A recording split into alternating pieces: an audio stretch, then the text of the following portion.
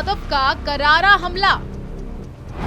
PTA की परिभाषा बदल करेंगे खेल। किसको मिलेगा पीएम का पद? बीजेपी को होगा तगड़ा फायदा।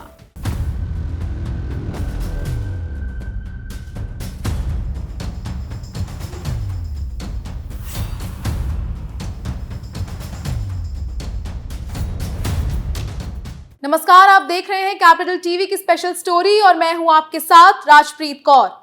लोकसभा चुनाव के लिए जैसे जैसे वक्त कम हो रहा है वैसे वैसे पीएम मोदी को हराने के लिए बना विपक्षी गठबंधन भी कमजोर हो रहा है।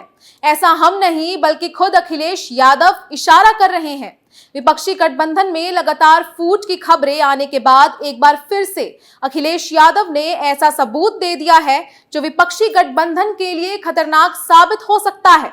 अखिलेश यादव ने एनडीए के खिलाफ पीडीए का नारा जरूर दिया है, लेकिन साथ ही में कुछ ऐसा किया जिसने सियासी गलियारों में कई सवाल को जन्म दे दिया है कि आखिर अखिलेश यादव बीजेपी के खिलाफ हैं या फिर कांग्रेस के खिलाफ। समाजवादी पार्टी के चीफ अखिलेश यादव लोकसभा चुनाव की तैयारियों में लगे हुए हैं। अखिलेश ने एनडीए के खिलाफ पीडीए का नारा दिया है। पीडीए की वोट साधने के लिए अखिलेश अब यूपी में साइकिल यात्रा शुरू करने वाले हैं, लेकिन सवाल है कि उनकी ये यात्रा किसके खिलाफ है, बीजेपी या कांग्रेस? चुनावी रणनीतिकार प्रशांत किशोर कहते हैं कि चुनाव में सबसे जरूरी होता है एक चेहरा। उसी चेहरे पर वे दाव लगाते हैं। बंगाल में उन्हें ममता बनर्जी का चेहरा मिला तो दिल्ली में चुनाव में अरविंद केजरीवाल और आंध्र प्रदेश में जगन मोहन रेड्डी।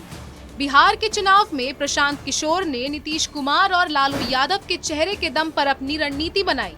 लेकिन इसी तरह की उनकी रणनीति अखिलेश यादव और राहुल गांधी के चेहरों वाली यूपी में नहीं चल पाई। दरअसल समाजवादी पार्टी और कांग्रेस के बीच चल रही खींचतान पोस्टर वॉर के रूप में सामने देखने को मिली। कुछ दिन पहले सपा कार्यालय के सामने अखिलेश यादव को भावी प्रधानमंत्री बताते हुए पोस्टर लगा था।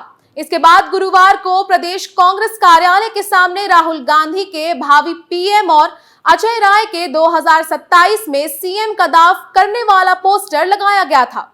कुल मिलाकर यूपी में इंडिया का स्वरूप तय होने से पहले दोनों दलों में खींचतान थमने का नाम नहीं ले रही थी।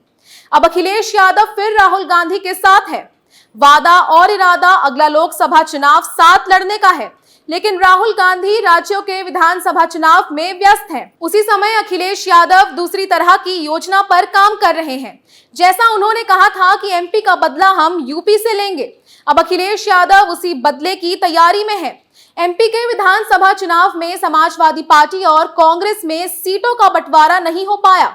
दोनों तरफ से ये दावा किया गया है कि बीजेपी को हराने के लिए चुनावी तालमेल जरूरी था, पर ऐसा नहीं हुआ तो समाजवादी पार्टी अब कांग्रेस पर धोखेबाजी का आरोप लगा रही है। यही बात कांग्रेस पार्टी के नेता समाजवादी पार्टी के लिए कह रहे हैं। समाजवादी पार्टी के अध्यक्ष अखिलेश यादव की नाराजगी सबसे ज्यादा एमपी कांग्रेस के अध्यक्ष कमलनाथ से है। कमलनाथ ने कह दिया था कि एमपी में समाजवादी पार्टी कहां है, जबकि उसी समाजवादी पार्टी के इकलौते विधायक के समर्थन के लिए कमलनाथ ने अखिलेश यादव को कई बार फोन किया था। ये 2018 की बात है, जब कांग्रेस सरकार बनने के आंकड़े से कुछ ही सीटें कम रह गई थी। इतना ही नहीं, यूपी कांग्रेस के अध्यक्ष अजय राय के एक बयान ने अखिलेश यादव की नाराजगी और बढ़ा दी। उन्होंने कहा था, समाजवादी पार्टी तो आजमगढ़ की सीट तक नहीं बचा पाई। कांग्रेस यूपी में हवा बना रही है कि लोकसभा चुनाव में मुस्लिमों की पहली पसंद समाजवादी पार्टी नहीं अब कांग्रेस हो गई है। इसलिए आजम खान से जेल में मिलने का कार्यक्रम बना। अब बारी अखिलेश यादव के जवाब देने की है, लेकिन ये जवाब बीजेपी को देते हुए दिखाना चाहते हैं, कांग्रेस को नहीं। यही उनकी रणनीति है। ये पूरा खेल यूपी की पब्लिक को ये बताने का है कि बीजेपी से मुकाबला करने की ताकत किसके पास है। अब अखिलेश यादव साइकिल यात्रा पर निकल रहे हैं।